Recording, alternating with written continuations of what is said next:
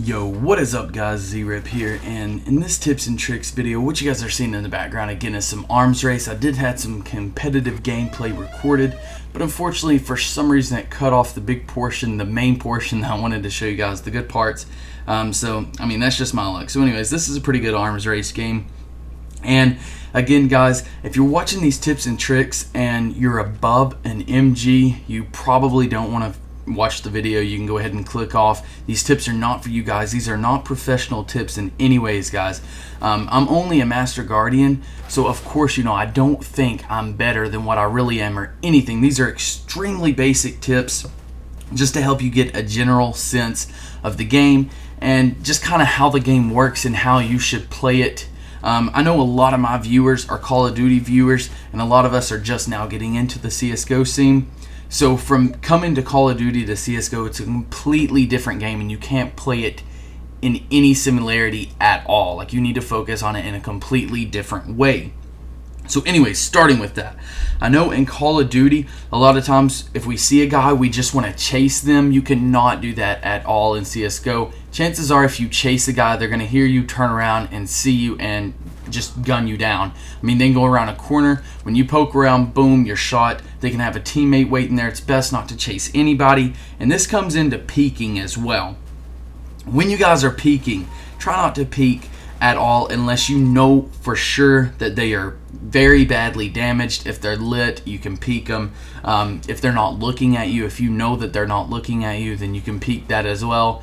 Sometimes you're stuck in a sticky situation and there's one coming up behind you, so you know you have to peek. But if you don't have to peek and you're not sure as to where their position is, or you're not sure if they're weakened or if they're looking at you or not, or what gun they have, then try not to peek, because guns play a huge role too. If you know someone else has an AK or something and you have an SMG, or they have an M4, or definitely an AWP, you do not want to peek it at all. If they have any long range guns and you're pretty long range from them, don't peek it. If you're really close to them, you have an SMG or a shotgun, and they have something like an AK or something, you can peek them most of the time. You can get them. If you don't have to peek, again though, don't. Just wait for them to come around and then get them. So peeking in this game, honestly, it can cause your team to lose, and it can change the entire game. Peeking is a game changer for sure. I see in a lot of games, a lot of times, where in a sticky situation, we have the possibility of winning, and then a guy peeks long or something if we're playing Dust 2, or peeks mid on Inferno, or peeks Palace on Mirage, anything like that, guys, and then boom, an AWP just guns them down, just shoots them, and then the round's over. Never do that crap, especially if someone has an AWP. It's a one-hit kill. So if they have an AWP, chances of you peeking them and getting them are very slim. Now, as far as saving, a lot of times you need to watch and see what your team is buying. When the round starts, a lot of times what I like to do is look around and make sure my team has enough money before I buy anything at all. So if you look around before you buy your gun and your team has 4,000 or less, then chances are they're probably going to save. So even if you have 6 grand, 5 grand, or more than that, then you need to save with them. If you buy a gun, you just spend a ton of your money, so you're the only person out there with a decent gun, and your team's running out there with no armor and just pistols, so the chances of you winning that round are almost zero. Now, if then the next round after that your team can buy, they go ahead and buy, then they've got you left out there with nothing, and chances of them dying and you being the last alive, that is a possibility. And if you're last alive with 0 armor and 0 guns, you're probably not going to clutch the round. So it's best just to make sure 100% that you and your team can buy. So before you buy anything, just peek around, just look around your teammates and see if they're buying, how much they have, and then judge it off of that. And then you can buy. Also, communication. Ask them, are we saving this round? Are we going? You need to make sure of that as well. And this comes into eco rounds too. When you're saving, or you're on an eco round and you had a really low buy, Don't push up. Sometimes on certain maps you can all rush one certain spot and it can actually work out extremely well. Now this doesn't have to happen very often though, but on ego rounds it's really hard to get a really good strategy in. So just try your best. If you decide to rush, everyone needs to rush. If you decide to sit back, everyone needs to sit back.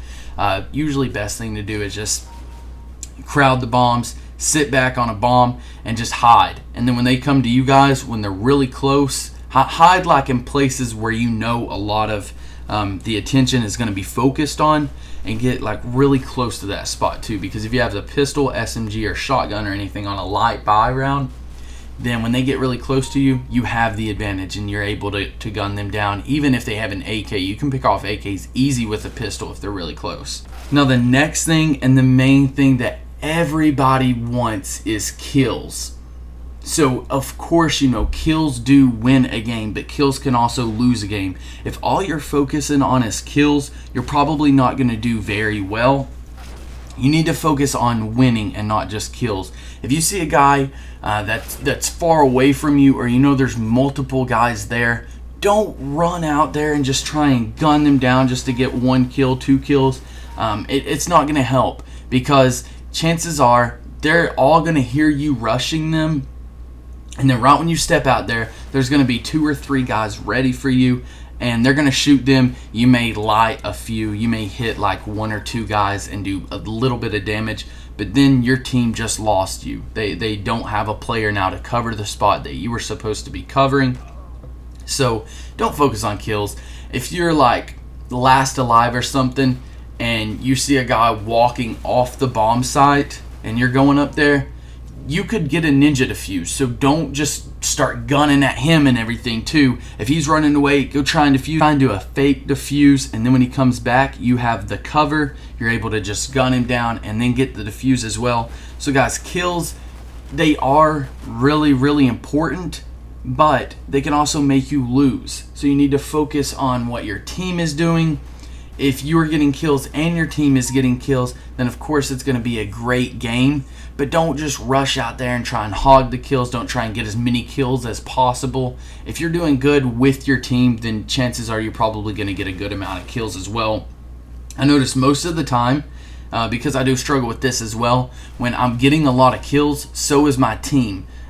Chances are, you know, when I'm getting good amount of kills, when I'm doing pretty good, my team's doing pretty good too. So it all goes back to teamwork. This is an extremely team-based game, so teamwork is extremely important. It's more important than anything else that you'll do in the game. Hope you guys enjoyed this quick little tips and tricks video. Again, these tips are just for beginners, so if they do help you guys out, then be sure to drop a like and subscribe if you're new.